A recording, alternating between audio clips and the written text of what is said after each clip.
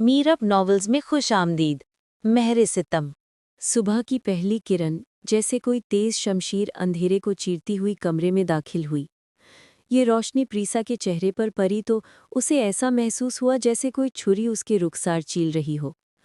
उसने आंखें खोलीं और फौरन बंद कर ली, मगर रोशनी की चुभन उसके पपोटों के पार होकर अंदर तक उतर गई।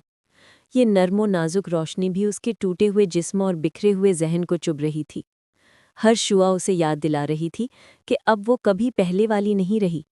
उस रात ने न सिर्फ उसकी इस्मत दरी की थी, बल्कि उसकी पहचान, उसकी हस्ती को भी मिटाकर रख दिया था। वो ऐसे फटे हुए खिलौने की मानिंद पड़ी थी जिसे किसी जिद्दी बच्चे ने जबरदस्ती तोड़ डाला हो। उसका अपना वजूद अब उसके अपने काबू में नहीं रहा था। उसकी रूह, जो कल तक आज़ाद थी, आज अपने ही जिस्म के अंदर, अपने ही घर की चाहरदीवारी में कैद महसूस हो रही थी। वो सोच रही थी, क्या यही वो मोहब्बत थी जिसकी उसे तलाश थी? क्या यही वो शादी थी जिसके ख्वाब उसने देखे थे?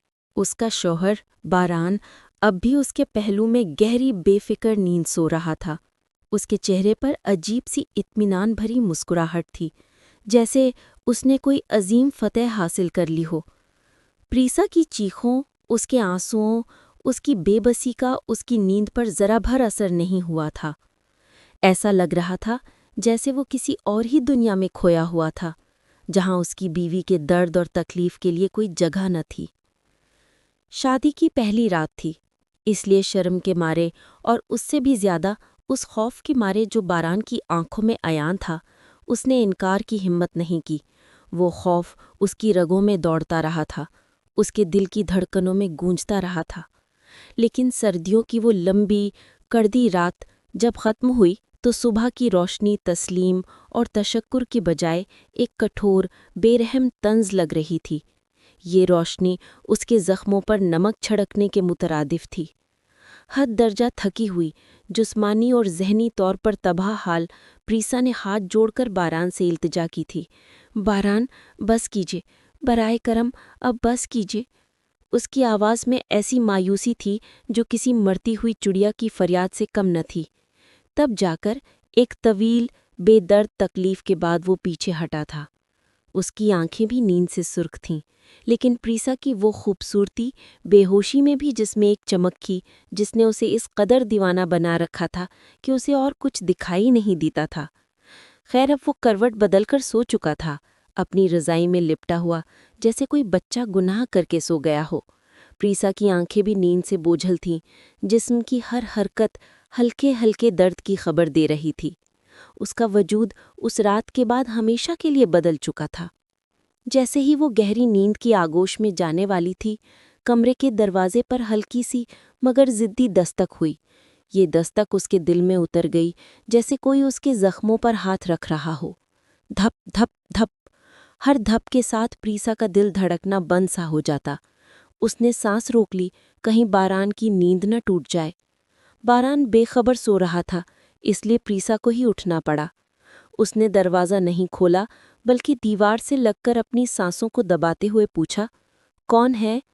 उसकी आवाज़ में लर्जिश थी, जैसे कोई सूखी पत्ती हवा के झोंके से कांप रही हो। उसकी सास अनम बेगम की आवाज़ आई, जो सर्दियों की हवा की तरह ठंडी और कटी हुई थी। बेटे, 9 बज गए हैं। तुम्हारे घर वाले नाश्ता लेकर आ रहे हैं। दोनों तैयार होकर बाहर आ जाओ। इन अल्फाज ने प्रीसा के दिल में एक नया खौफ पैदा कर दिया। उसका दिल चाहा कि चीख कर रो दे। सुबह 7 बजे तक तो उसके शौहर ने आराम नहीं करने दिया था। वो मुश्किल से 2 घंटे ही सो पाई थी। उसने एक नज़र सोते हुए बारान को देखा, जिसकी नींद ऐसी गहराई में थी जैसे उसने कोई कसूर न किया हो, जैसे सब कुछ एक खूबसूरत ख्वाब हो। उसके चेहरे पर इत्मीनान था, जबकि प्रीसा का वजूद दर्द से चूर था। फिर अपने आप को समेटे हुए वो खामोशी से कपड़े उठाने अलमारी की तरफ बढ़ी। हर कदम पर जिस्म में चुभन हो रही थी। ऐसा लग रहा था जैसे उसके जिस्म के हर हिस्से में कोई कील ठोकी गई हो। बाथरूम में जाकर उसने पानी की तेज धार अपने जिस्म पर डाली, इस उम्मीद के साथ कि ये पानी उसके जिस्म के साथ साथ उसके जहन से भी उस रात के निशान धो देगा।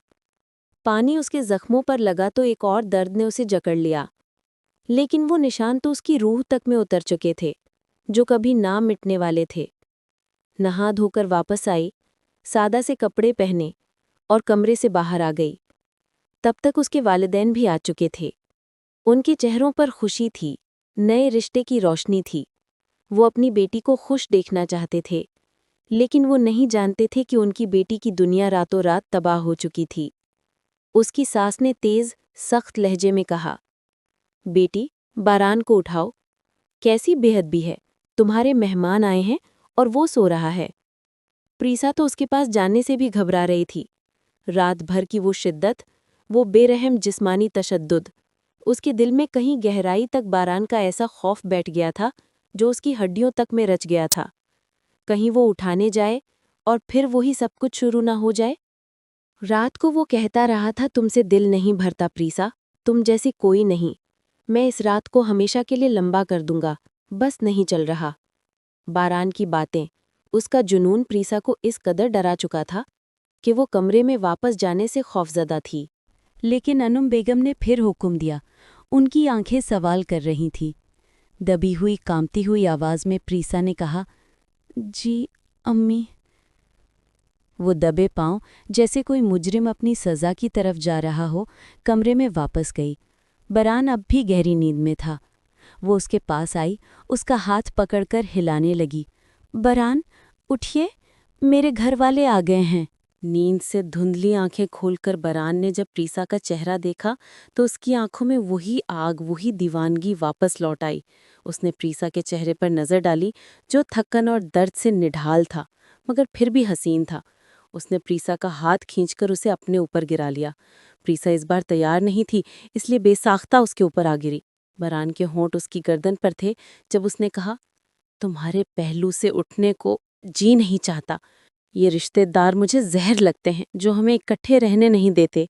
प्रिस्सा ने बेबसी से कहा, मुझे छोड़ दीजिए, बराहे करम, कोई और वक्त। लेकिन बारान ने अपनी बात मनवा ली। एक बार फिर वही हुआ, बेरहम, बेदर्द, यकतरफा जिस्मानी तशद्दुद। प्रिस्सा ने महसूस किया जैसे उसका वजूद चकनाचूर हो रहा है, उसकी रूह उसके जिस्म से जुदा हो रही है। उसके बाद ही उसने उसे छोड़ा और खुद नहाने चला गया, जैसे कुछ हुआ ही ना हो। प्रिस्सा वहीं पीछे रह गई, बिस्तर पर, टूटी हुई, एक लाश की मानिंद। उसका दिल रोता रहा, लेकिन आंसू बाहर नहीं निकले। जब बारान नहाकर तरोताज़ा होकर बाहर आया तो उसने प्रिस्सा की तरफ गीला तौलिया फेंका और कहा, मैं अपने ससुराल वालों के साथ नाश्ता करने जा रहा हूं। तुम जाओ, दोबारा नहाकर तैयार हो जाओ, सबको कोई बहाना बना देना। प्रिस्सा की मजाल न थी कि चीख कर रो दे, लेकिन आंसू अंदर ही घुट कर रह गए। वो जा चुका था। उसने दोबारा नहाकर वही कपड़े पहने और बाहर आ गई, लेकिन सर पर दुपट्टा अच्छी तरह डाल लिया ताकि किसी को शक न हो कि अंदर क्या टूट फूट चुकी है। वो अपने आप को एक जख्मी परिंदे की मानिंद महसूस कर रही थी, जो अपने ही पिंजरे में कैद था। नाश्ते के बाद बारान उसे नज़रों में कमरे में बुला रहा था। उसकी नज़रों में खतरनाक इरादा था, लेकिन प्रिस्सा तंग आ चुकी थी। वो अनुम बेगम के साथ ही बैठी रही, अपनी माँ की बातों में धुंधला सा सकून ढूंढती हुई। उसकी माँ उसे खुश देखने की कोशिश कर रही थी, लेकिन प्रिस्सा का दिल एक तारीख खाई में गिरा हुआ था। बारान बार बार उसे गुस्से से देख रहा था। उसकी नज़रों में वही पुराना जुनून था जो प्रिस्सा को डराता था। आखिरकार गुस्से में वो खुद कमरे में चला गया और दरवाज़ा इस जोर से बंद किया कि पूरे घर में गूंज गई। ये गूंज प्रिस्सा के दिल में उतर गई, जैसे कोई उसके दिल के जख्मों पर हथौड़ा मार रहा हो।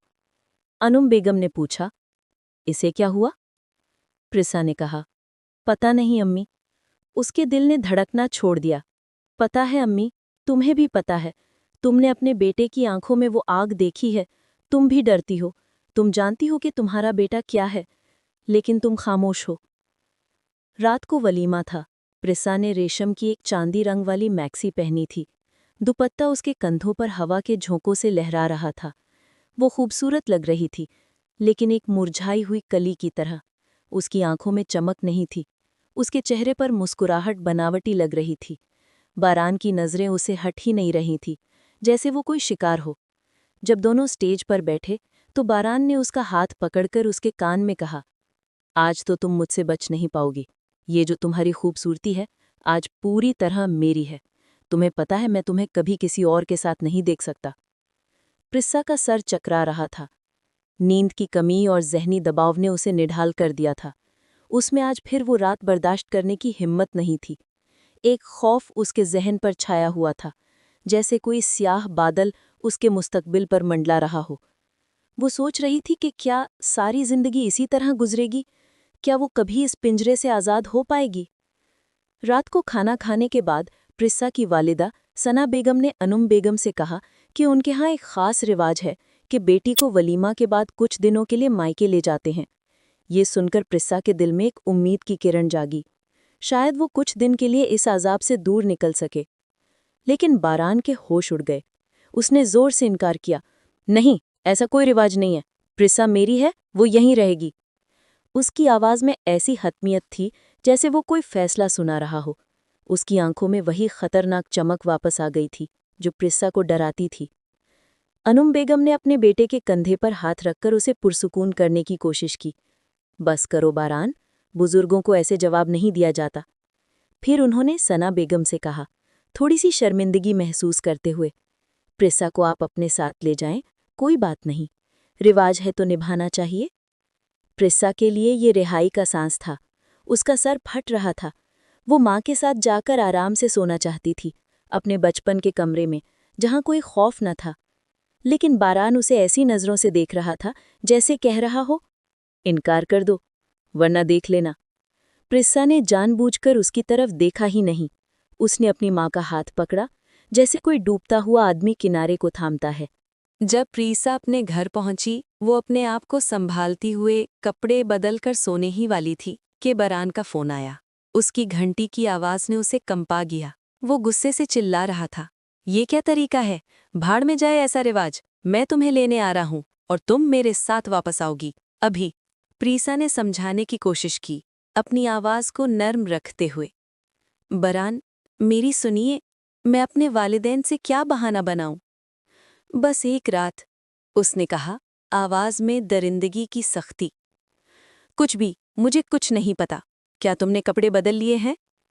प्रिस्सा ने कहा, हाँ, अभी सोने जा रही थी। वो चिल्लाया, मुझे नहीं पता, मैं अभी आ रहा हूँ। जल्दी से वलीमा वाले कपड़े पहनो। तुम्हारी हर चीज़ मैं खुद उतारूंगा। तुम मेरी हो प्रिस्सा, मेरी इजाज़त के बगैर कुछ करने की इजाज़त नहीं, समझी? प्रिस्सा की सांस रुक सी गई। फोन उसके हाथ से फिसलकर फर्श पर गिर गया। उसने अपनी माँ को बताया, चेहरे पर एक झूठी मुस्कुराहट चिपकाते हुए, कि बारान की तबीयत ठीक नहीं है और वो उसके साथ वापस जा रही है। उसने वलीमा का जोड़ा फिर से पहना, गहरी गहरी सांसें लेते हुए, जैसे किसी कब्र की तरफ जा रही हो। हर कपड़ा उसके जिस्म पर जहर की तरह महसूस हो रहा था। वो सोच रही थी कि क्या उसकी सारी जिंदगी इसी तरह गुजरेगी? क्या वो कभी आज़ाद नहीं हो पाएगी? जब बारान उसे देखकर गाड़ी में बैठा तो उसके माथे पर बल पड़ गए। उसने कहा, तैयार क्यों नहीं हुई? तुम्हारी मजाल नहीं कि तुम मेरी बात न मानो। प्रिस्सा ने कहा, बारान थोड़ा समझिए, अम्मी क्या सोचेंगी? उसने जवाब दिया, आंखें सड़क पर थी। घर जाकर बिल्कुल ऐसे ही तैयार हो जाओ। वादा करो, मुझे ज्यादा तंग नहीं करोगी। मैं 2 दिन से सोई नहीं हूँ। फिर उसने प्रिस्सा की तरफ देखा, घर चलते हैं, मैं तुम्हें सुलाऊंगा। उसकी आंखों में वही शरारत, वही जुनून था। प्रिस्सा का दिल धड़क उठा। सुलाऊंगा, ये लफ्ज़ एक खौफनाक वादा लग रहा था। घर पहुंचते ही दरवाज़ा बंद करते ही बारान ने उसे फिर से उसी हालत में देखा। उसने प्रिस्सा को खींचकर अपने पास कर लिया। प्रिस्सा ने हाथ जोड़कर इल्तिजा की, आंखों में आंसू लेकर, खुदा के लिए बस करो, मुझे सोने दो, मैं मर जाऊंगी। बारान ने उसकी आवाज़ को नज़रअंदाज कर दिया। उसके हाथ प्रिस्सा के नरम जिस्म पर आग की तरह जल रहे थे। मैं तुमसे इतनी मोहब्बत करता हूँ प्रिस्सा, इतनी मोहब्बत, और तुम हमेशा इनकार करती हो। वो उसके कान में गरजने लगा, उसकी गर्दन पर दांतों के निशान छोड़ते हुए। प्रिस्सा की आंखों से आंसू बह रहे थे, लेकिन बारान को देखने की हिम्मत नहीं थी। वो एक दीवाना था, ऐसा जुनून जो मोहब्बत के भेस में आया था। रात के 2 बज चुके थे और वो अब तक उसे सोने नहीं दे रहा था, उसे अपनी दीवानगी की हवेली में कैद किए हुए था। सुबह जब प्रिस्सा की आंख खुली तो वो अपने आप को एक टूटे हुए खिलौने की तरह पीटती रही। उठने की कोशिश की तो उसे अपने पेट के निचले हिस्से में तेज चुभता हुआ दर्द महसूस हुआ। ऐसा दर्द कि उसकी सांसें रुक सी गईं। बारान, उसकी आवाज़ कांपती हुई, मुझे बहुत दर्द हो रहा है। बारान ने उसे देखा तो उसकी आंखों में एक पल की फिक्र झलक उठी, शायद उसकी मलकियत को नुकसान पहुंचने का खौफ। क्या हुआ तुम्हें? मेरा पेट बहुत तेज दर्द हो रहा है, प्रिसा करहाती हुई, आंखें बंद किए हुए। बारान ने देखा कि प्रिसा अपने दोनों हाथों से पेट को इस कदर पकड़े हुए थी कि उंगलियां बेरहम हो गई थीं। वो घबरा गया। मैं अम्मी को बुलाता हूँ। वो जल्दी से उठा, कपड़े बदलकर अपने आप को संभालता हुआ बाहर निकल गया। थोड़ी देर बाद अनम बेगम घबराई हुई कमरे में आई। प्रिसा तब तक दर्द से तड़प रही थी, चेहरा पीला पड़ा था।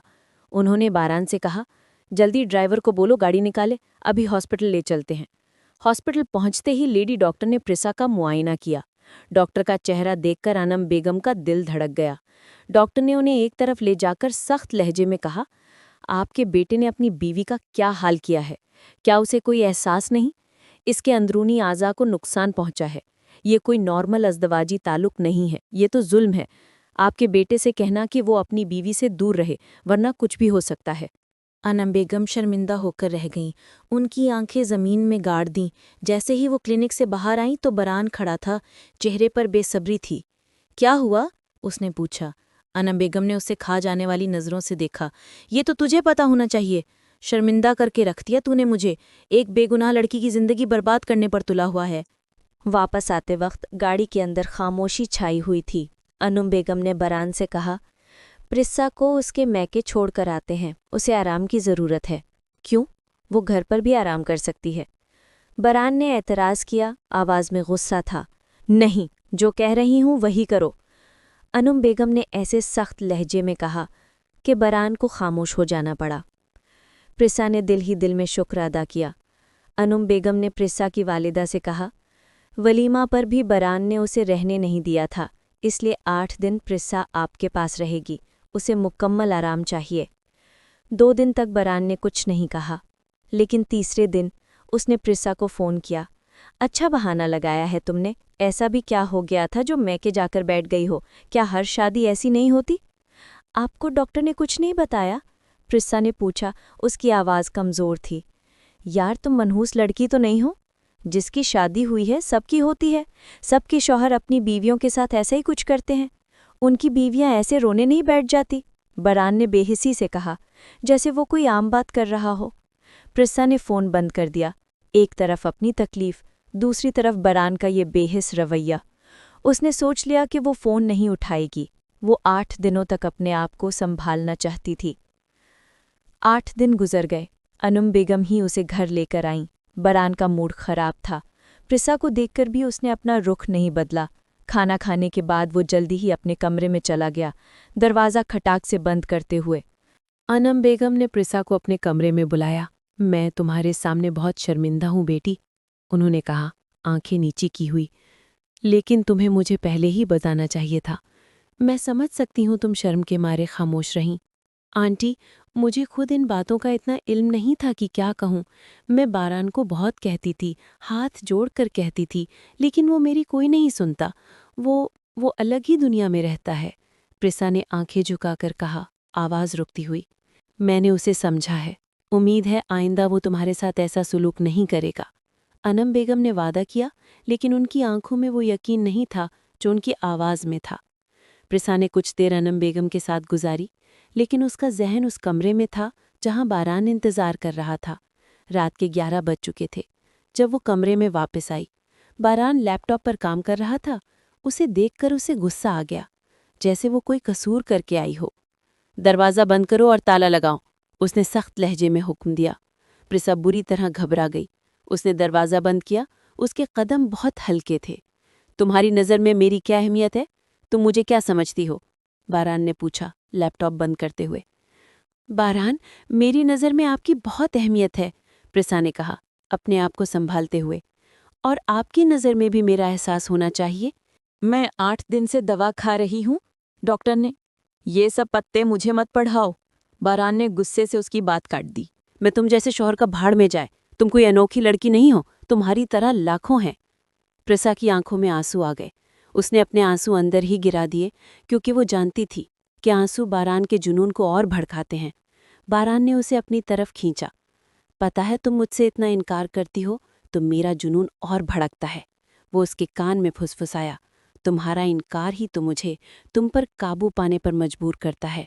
प्रिसा को महसूस हुआ जैसे उसकी जिंदगी में आने वाला उसका साथी बिल्कुल बेहिस है, एक ऐसी आफत जो सिर्फ अपनी ख्वाहिशात का गुलाम है। उसने सोच लिया कि वो अब कोई शिकायत नहीं करेगी, अपने आप को हालात के हवाले कर दिया, जैसे लोग मौत को गले लगाते हैं। कुछ महीने ऐसे ही गुजर गए।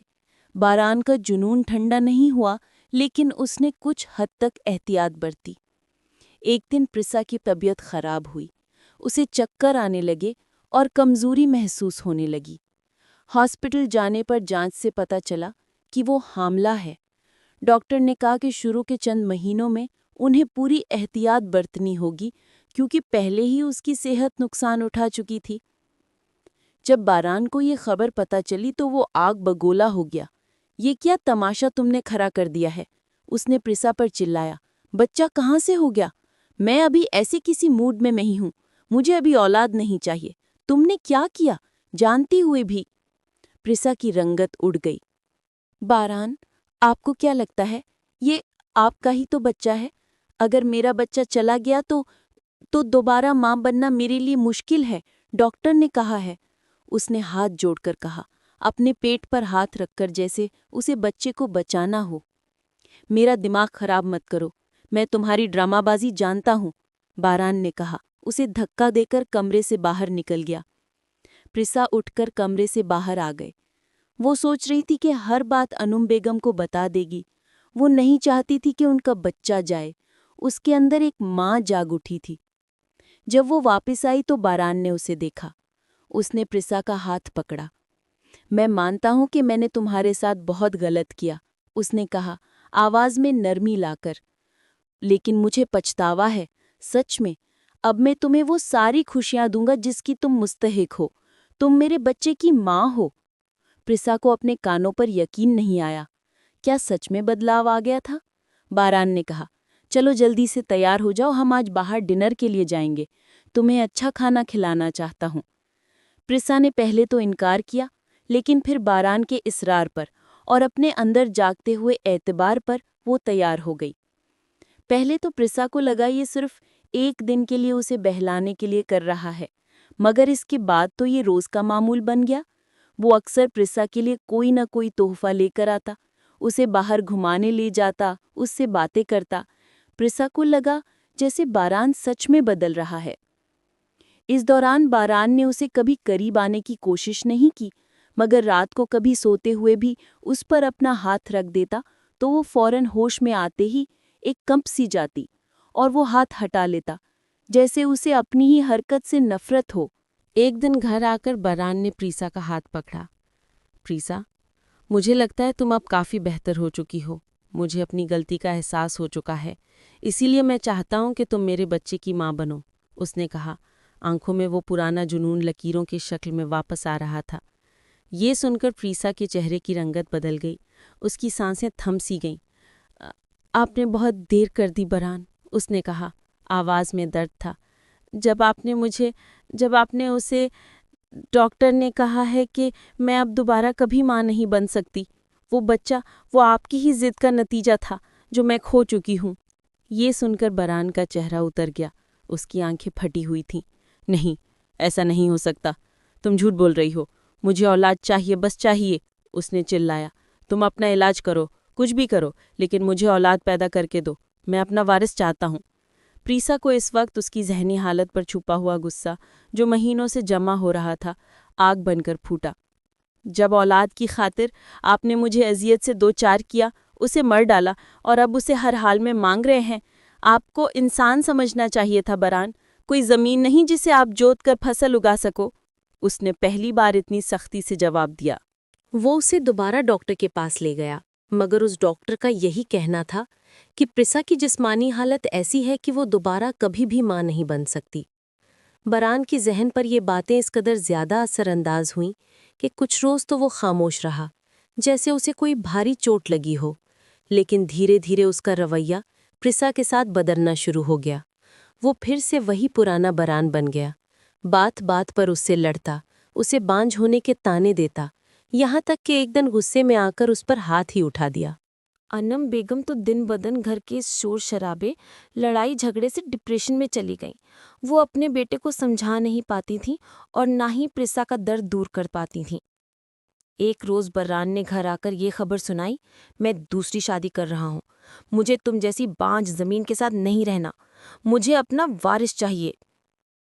प्रिसा का तो गुस्से से चेहरा सुर्ख हो गया। उसने अपनी आंखों में आंसू रोककर जवाब दिया, जबान बंद रखो अपनी। तुम्हारी वजह से ही मैं इस हालत तक पहुंची हूं, वरना मैं बिल्कुल सेहतमंद थी। तुमने मुझे तबाह कर दिया बर्रान, शर्म आनी चाहिए तुम्हें। बर्रान ने गुस्से में आकर उसे तलाक दे दी। दफा हो जाओ मेरी नजरों के सामने से, उसने कहा। मैं दूसरी शादी करूंगा जो तुमसे भी ज्यादा खूबसूरत और तालीम याफ्ता होगी, और वो मुझे मेरा वारिस पैदा करके देगी। तुम्हारी क्या मजाल है कि तुम मुझे रोको। जैसे ही अन्नुम बेगम ने घर में घूमते ये अल्फाज सुने, उनकी सांसें तेज हो गईं। बहू के साथ जुल्म और ऊपर से अब बेटे की सरकशी, ये सब उनसे सहा न गया। उन्हें दिल का दौरा पड़ा और वो जमीन पर गिर पड़ी। प्रसा तो फौरन रोते हुए उन्हें हॉस्पिटल ले गई, लेकिन कोई फायदा न हुआ। वो इस दुनिया से चली गईं। अनम बेगम की मौत की खबर बारान पर बिजली बनकर गिरी। उसने अपने आप को कसूरवार ठहराया, लेकिन जालिम इंसान की तरह अपने गम को गुस्से में बदल लिया।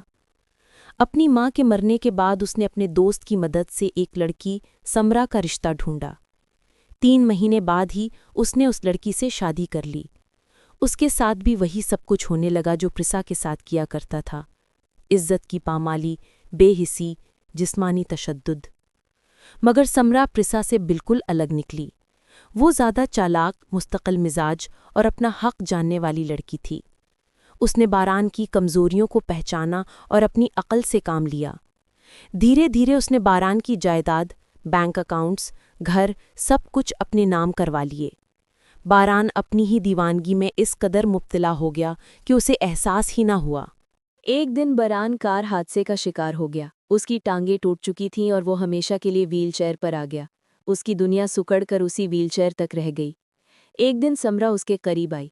उसने बरान को देखा, जो अब अपनी ही बनाई हुई जिंदगी का कैदी था।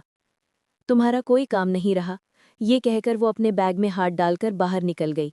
दरवाज़ा खोला और फिर जोर से बंद कर दिया, जैसे उसकी जिंदगी का आखिरी दरवाज़ा भी बरान के लिए बंद हो रहा हो। बरान चिल्लाता हुआ व्हीलचेयर से गिर गया। गिरते हुए उसने अपनी टूटी हुई टांगों में तेज़ दर्द महसूस किया, लेकिन जहनी दर्द उससे भी ज़्यादा तेज़ था। उसके लिए ये बात नाकाबिले कबूल थी कि वो एक औरत के हाथों इतना जलील हो सकता है, मगर यही उसके अपने किए की सज़ा थी, और अब वो इससे भाग नहीं सकता था। गिरियान, रोते चिल्लाते बरान ने अपनी व्हीलचेयर को ठोकर मारी, लेकिन वो तो उसकी ज़िंदगी की तरह बेसूद बेजान थी। वो फर्श पर पड़ते रहे। उनकी आंखों के सामने उसकी माँ का चेहरा, फिर प्रिसा का टूटा हुआ चेहरा और फिर समरा की ठंडी मक्कार मुस्कुराहट घूमने लगी। अंधेरे ने उसे घेर लिया। कोई नहीं था जो उसकी मदद को आता। फ़ोन उसके कमरे में था, लेकिन किसका नंबर वो मिला था? कौन उसे देखना चाहता था? चंद घंटों बाद वो थका हार कर दर्द से चूर व्हीलचेयर तक रेंगता हुआ गया। उसके बाद के दिन, हफ्ते, एक अजीब खामोशी ने घर को अपनी गिरफ्त में ले लिया। समरा कभी कभार आती, खाना फेंक कर जाती, बिल्स का इंतजाम करती, लेकिन बरान से बात नहीं करती थी। वो एक फरिश्ता मौत बनकर उसकी जिंदगी में आई थी। बरान अब अपने ही घर में एक जिंदा लाश था, जो हर रोज अपनी गलतियों, अपने जुल्म, अपनी नादानी की आग में जलता रहता था। जब प्रिसा की इद्दत पूरी हुई तो उसके लिए रिश्ते आने शुरू हो गए। प्रिसा का एक कज़न अरमान, जो बचपन से उसे पसंद करता था और जिसने कभी इजहार मोहब्बत ना किया था क्योंकि उस वक्त प्रिसा की पसंद किसी और से थी, दुबई में अपना कारोबार बना चुका था। जब उसे प्रिसा की तलाक और उसके साथ हुए जुल्म की खबर मिली, तो वो एक पल भी ज़ाया किए बगैर पाकिस्तान आकर उसके घर के दरवाजे पर हाजिर हो गया। प्रिसा ने पहले तो इनकार कर दिया। उसका जहन, उसका जिस्म अभी तक बरान के साए से आज़ाद नहीं हुआ था। उसे डर था कि क्या कोई मर्द सच में इज्जत से पेश आएगा, क्या मोहब्बत नाम की कोई चीज़ है। नहीं अम्मी, मैं अब शादी नहीं करना चाहती, उसने अपनी माँ से कहा, आंखें बिछाए हुए। लेकिन अरमान ने हार न मानी। उसने प्रिसा से मिलने का कहा, बस एक बार। मिलकर धीरे नर्म अल्फाज में, बिना किसी जल्दी के, प्रिसा ने अपनी सारी कहानी उसे सुना दी। हर दर्दनाक लम्हा, हर आंसू, हर चीख। उसे लगा जैसे वो अपने सीने से एक बोझल जंजीरी बैठी हुई चीज़ निकाल रही है। अरमान ने सुना, उसकी आंखें गुस्से और हमदर्दी से भर आईं। जब प्रिसा ख़त्म हुई, उसने बस इतना कहा, प्रिसा, तुम्हारी ज़िंदगी अब शुरू होने वाली है। मैं तुम्हें वो इज़्ज़त, वो सुकून, वो मोहब्बत दूंगा जो तुम्हारे हक़ की चीज़ है। तुम्हें बस इतना बताओ, क्या तुम मुझे एक मौका दोगी? उसके अल्फाज में सच्चाई थी, आवाज़ में सुकून था। प्रिसा, जो आज तक सिर्फ हुक्म और जुनून की आवाज़ें सुनती आई थी, ने पहली बार अपने लिए इज़्ज़त की आवाज़ सुनी। उसकी आंखों से आंसू बह निकले, लेकिन इस बार वो दर्द के नहीं, बल्कि एक नई उम्मीद के आंसू थे। उसने हाँ में सर हिला दिया। शादी सादगी से, साजो सामान सब कुछ हुआ, लेकिन इस बात का ख्याल रखकर कि प्रिसा पर कोई बोझ न पड़े। अरमान ने उसके हर अदा पर नज़र रखी। पहले दिन से ही उसने प्रिसा को अपना साथी समझा, कोई मलकियत नहीं। वो उससे बातें करता, उसकी राय पूछता, उसे महसूस करवाता कि वो एक जिंदा, महसूस करने वाली हस्ती है। जिस कदर इज़्ज़त व मोहब्बत अरमान ने उसे दी, वो तो जैसे उसकी टूटी हुई रूह को एक-एक करके जोड़ रहा था। प्रिसा उसकी मोहब्बत में नहाकर सरशार होकर रह गई। शादी के 8 महीने बाद दुबई के एक खूबसूरत अपार्टमेंट में प्रिसा की तबीयत कुछ खराब सी महसूस होने लगी। उसे चक्कर आने लगे और कमज़ोरी महसूस होने लगी। अरमान ने फ़ौरन उसे डॉक्टर के पास ले जाने की इजाज़त मांगी, न कि हुक्म दिया। डॉक्टर ने जांच की। प्रिसा का दिल धड़क रहा था। उसे डर था कि कहीं फिर से कोई बुरी खबर ना आए। डॉक्टर ने अल्ट्रासाउंड मशीन लगाई, स्क्रीन की तरफ देखा और फिर एक छोटी सी मुस्कुराहट उसके होंठों पर खेल गई। मुबारक हो, डॉक्टर ने कहा, तुम दोनों माँ बाप बनने वाले हो। प्रिसा को अपने कानों पर यकीन नहीं आया। उसने सोचा कहीं वो कोई ख्वाब तो नहीं देख रही। उसने अरमान की तरफ देखा, जिसकी आंखों में खुशी के आंसू थे। लेकिन डॉक्टर साहिबा, प्रिसा ने हैरत से कहा, मुझसे पहले कहा गया था कि मैं दोबारा माँ नहीं बन सकती। डॉक्टर ने मुस्कुराकर कहा, प्रिसा जी, कभी कभार ऐसे मसाइल हो जाते हैं, ख़ास तौर पर ज़हनी दबाव की वजह से। लेकिन जब जहन को सुकून मिलता है, जिस्म अपने आप ठीक होने की कोशिश करता है। हम डॉक्टर्स भी कभी कभार गलत पेशगोई कर देते हैं। तुम्हारे जिस्म ने एक नया मौका दिया है, इसकी कदर करो। प्रिसा ने अपना हाथ अपने पेट पर रखा। वहाँ एक नई जिंदगी धड़क रही थी। उसने अरमान का हाथ पकड़ा, जो पहले ही से उसके हाथ को थामे खड़ा था, और मुस्कुराकर खुदा का शुक्र अदा किया। इस बार का सफ़र तन्हाई का नहीं, बल्कि एक हाथ पकड़कर चलने वाला सफ़र था। यही वक्त था जब समरा ने बारान के साथ अपना आखिरी खेल खेलना था। उसे पता चल गया था कि प्रिसा की दोबारा शादी हुई है और वो हामला है। जलन और हार का एहसास उसे खाने लगा। उसने सोचा क्यों ना बारान को उसकी सज़ा का आखिरी तीर मारा जाए। एक शाम जब बारान अपने कमरे में अकेला बैठा अपनी टूटी हुई जिंदगी पर रो रहा था, समरा अंदर आई। उसने अपने हाथ में एक तस्वीर पकड़ी हुई थी। तुम्हारे लिए एक तोहफा है, उसने ठंडी आवाज़ में कहा, और तस्वीर बारान की गोद में फेंक दी। तस्वीर प्रिसा की थी। वो एक बालकनी में खड़ी थी। उसका पेट बढ़ा हुआ साफ दिखाई दे रहा था। उसके आंखों में वो सुकून था जो बारान कभी दे नहीं पाया था। उसकी मुस्कुराहट असली थी, और उसके पीछे उसे अपनी बाहों में लिए अरमान खड़ा था। दोनों के चेहरों पर वो खुशी थी जो बारान कभी जी नहीं पाया था। बारान ने तस्वीर को देखा। पहले तो उसकी आंखें फटी हुई थी, फिर उसने एक चीख मारी। ये चीख ना गुस्से की थी, ना दर्द की। ये हार की चीख थी, अपनी बेवकूफ़ी पर, अपने खोए हुए मौके पर। उसने सोचा काश उसने प्रिसा को वो इज्जत दी होती तो आज ये खुशी उसकी होती। ये सोचकर उसका सीना फट गया। उसने तस्वीर को फाड़ डालना चाहा, लेकिन उसमें हिम्मत नहीं बची थी। तस्वीर उसके हाथ से फिसलकर ज़मीन पर गिर गई और बारान अपनी व्हीलचेयर पर झुका, बिल्कुल टूटकर। उसी रात बारान ने अपनी दवाइयाँ खाना छोड़ दिया। उसने जीना छोड़ दिया। उसे मौत अपनी आज़ाब भरी जिंदगी से ज़्यादा मेहरबान लग रही थी। दुबई के एक अस्पताल में एक सेहतमंद बच्चा दुनिया में आया, एक लड़का। प्रिसा ने उसे अपने सीनों से लगाया। उसके आंसू खुशी के थे। अरमान ने दोनों को अपनी बाहों में ले लिया। मैं उसे बारान नाम नहीं दूंगी, प्रिसा ने धीमे से कहा। अरमान ने उसे प्यार से देखा। हमें उसे वो नाम देना चाहिए जो एक नई शुरुआत की अलामत हो। उसकी ज़िंदगी वो आज़ाब नहीं झेलेगी जो तुमने झेला। उन्होंने अपने बेटे का नाम नूर रखा, रोशनी का, उम्मीद का, नई शुरुआत का निशान। प्रिसा ने अपनी आंखें बंद की और अपने बेटे के चेहरे को महसूस किया। उसने बारान को माफ़ कर दिया, क्योंकि नफ़रत का बोझ अब वो अपने दिल में नहीं ढोना चाहती थी। उसने अपनी आज़ाब भरी रात को अलविदा कह दिया था। सुबह की पहली किरण जो कभी उसे ज़ख्मों पर नमक छिड़कती थी, आज उसे नूर के चेहरे पर चमकती नजर आई। उसने जाना कि हर रात के बाद एक सुबह आती है, हर तूफान के बाद सहर होती है, और उसकी ज़िंदगी का सहर अब यहाँ था, अपने हकीकी साथी और अपने बेटे की मुस्कुराहटों में। उसने अपना सर अरमान के कंधे पर रखा और आंखें बंद कर ली। आखिरकार उसे सुकून की नींद आई। यूं खत्म होती है आज की कहानी। अगर ये कहानी आपको पसंद आई हो तो एक कमेंट ज़रूर करें। कौन सा वाकया आपके दिल के सबसे करीब था? मज़ीद दिल को छू लेने वाली कहानियों के लिए चैनल को सब्सक्राइब करें। शुक्रिया।